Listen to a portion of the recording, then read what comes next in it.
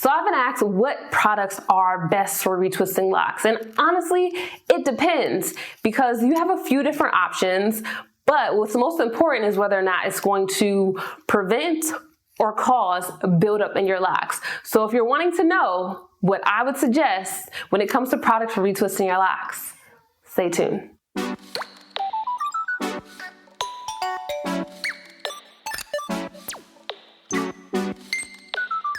Peace family, it's Renee, your Digital Loctician. So grateful for you being back on my channel. If you are currently subscribed, and if you have not hit that subscribe button, definitely do so. Join the community, make sure we stay connected, okay? Today's video is all about the 3 products to use for retwisting your locks. Maybe you just started your lock journey, maybe you're recovering from some type of buildup scare, or maybe you're just looking for a healthier option when it comes to retwisting your locks. In this video, I'm going to share with you the three types of products that can be used for retwisting your locks that'll help your roots stay build up free. And the 3 types of products that I'm going to be sharing with you today are gel, oil, and foam, all of which have certain characteristics, properties that make them safe or unsafe for locks. So you can think of that as all products are not created equal. Let's get into it. So the first product is gel, and I want to start with gel because it's one of the most common types of products people think of when it comes to grooming your locks. You'll hear people say, get this locking gel. I, in fact, at Crown Elements have my own locking gel. However, what a lot of people don't consider when it comes to gel is the type of properties and characteristics that make up a good gel.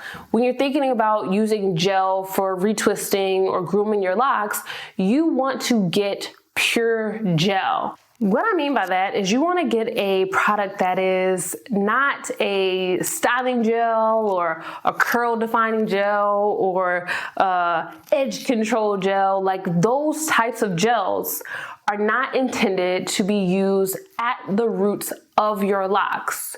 Why? Because they will stiffen or harden or suffocate your locks as you're leaving that product there for an extended period of time. And one of the things we know about locks is that they hold on to things, they create pockets as they grow and intertwine, and all of those things can get trapped inside of your locks. So instead of using a gel that is designed essentially for loose natural hair, for just the hairline on your whole head, on your whole lock journey, you want to use a pure gel that may have some botanical additives. So think of like aloe vera gel, which is coming from the aloe vera plant, or flaxseed gel, which is coming from a flax seed. Like those types of natural gels will help the locking process. They will help your locks feel light. And avoid those things with buildup because we don't want all that. In my Lock Goals Club, in fact, we actually make our own locking gel. So if you've been wanting to kind of stay away from store-bought gels or not really interested in like buying a gel and you just want to make it, join the Lock Goals Club. I'll teach you how to make your own lock gel, all right? Let's talk about oil. You may have heard people talk about, oh, I only use oil to retwist my locks, or I don't use any products to retwist my locks, just oil and water. This is for you, okay? So with retwisting your locks with oil, it's a good option if you don't want to use a lot of products. Maybe you don't want to buy gel. Maybe you've heard bad things about gels or creams and butters. You're just trying to practice a more holistic way to care for your locks, which includes products you may already be using. You know, you're moisturizing your locks. We know oil is not a moisturizer, but the oil is involved in the moisturization of your locks. And because of that, it's already on hand. You don't have to buy anything extra. With using oil to retwist your locks, what you want to use is a carrier oil and not an essential oil. It's not to say essential oils can't be in there, but your focus is not on essential oils. Let me explain. So an essential oil is a concentrated extract often of a particular plant. So let's think of like tea tree oil, for example. Tea tree oil is an essential oil, so it is extracted from a tea tree plant, and because of that, it is very potent. If you just use pure essential oils on your scalp, you can burn yourself, okay? And I will add here that a lot of essential oils, if you find them at like a beauty supply store, they're actually crap. Like they might have a couple percentages of that essential oil. The rest is just some type of filler. So if you are using essential oil, make sure you're getting it from like a health food place. But anyway, when you're using gel to retwist your locks, using a carrier oil that is meant to carry essential oils or have the nutrients and minerals that are going to actually support your roots. And here's the thing, here's the other thing, the big thing when it comes to using oil for retwisting. A lot of times, the oil that is chosen for the scalp. And like, yes, your roots are like at your scalp, but like, I've already talked to you about not putting oil at your scalp, and I'm sure you know all about that. If you don't, check up here for the video or in the description box. Y'all know how I feel about oils. So when it comes to using oil to retwist your locks, carrier oil is a must, and making sure you're using the oil that is needed for your hair. You're using it for a retwist or for moisturizing or in the moisturizing process. Let me be clear. And it's intended for the hair. All right. So think hair, not scalp, definitely not essential oils. Use the product with purpose.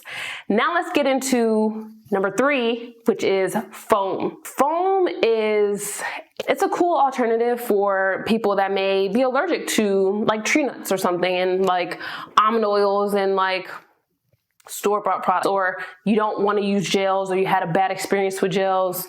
You could try foam because it is lighter than gel and offers more hold than an oil.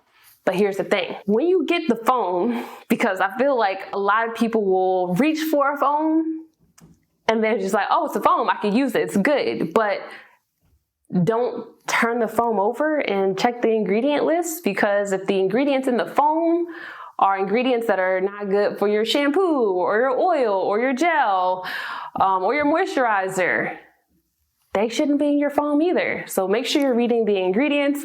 And also with foam, you want to check the stickiness of them, because you know, a lot of foams are made for hold, like styling hold. And so they are often designed to be sticky, and you don't want that at your roots. Definitely don't want that in your locks, because guess what's going to track? Guess what's going to stick to it? You guessed it, lint. And lint leads to buildup, leads to heaviness, leads to all sorts of issues. So perform a stickiness test. I'm pretty sure I have a video on it either on my blog or in the LOCS Club. Either way, make sure you check the stickiness of any foam you decide to use, okay? Out of all of these, gel, oil, foam, what is most important is to remember that products are not designed, they're not meant to, they're not made, they're not needed to lock your hair. Products are not needed to lock your hair. Somebody write that in the comment section for me. Products are not needed to lock your hair. Your hair will lock on its own with time and patience, okay? That's just what our hair naturally wants to do. And so in the holistic hair locking philosophy, if you're caring for your locks holistically, the product is just meant to support the process, which is why I share gels, which is why you can use oils, which you're already using, and why foams could be helpful, okay? You wanna make sure you're staying away from things like butters, waxes, and especially, please stay away from products that give the promise of tight hold. It's not necessary with a holistic hair care practice. Now, if you're more stylistic and you want your locks to just be hard and stay in place and not move, and you're scared of frizz, all right, you gotta use, not to say you have to use, but you'll probably want a tight hold, in which case this video is not for you. So If this video was helpful though, definitely leave a comment below. I would love to know what your favorite product is for retwisting your locks. And maybe we can come up with some type of like rating system. Like if you see a product that you used before on a scale from like 1 to 10, like rate that product as well, like respond to others. So we can kind of build a repository of our favorite retwisting products and how they've shown up. And maybe I'll slide in there and offer my 2 cents too. We'll see. But hopefully this was helpful, and you leave a comment, give that good old thumbs up, and make sure you subscribe to the channel. Come back next week because we're going to be talking about interlocking for the summer. And the reason why is because there has been a lot of talk, this month about retwisting and products, but interlocking doesn't require any products. And there's this misconception that you can't switch between retwisting and interlocking. And so come back next Wednesday and you'll probably find out some things you didn't know. But nonetheless, thank you so much for watching. If you made it all the way here, you're the best. I truly appreciate you. And as always, I am wishing you peace, love, and goodbye.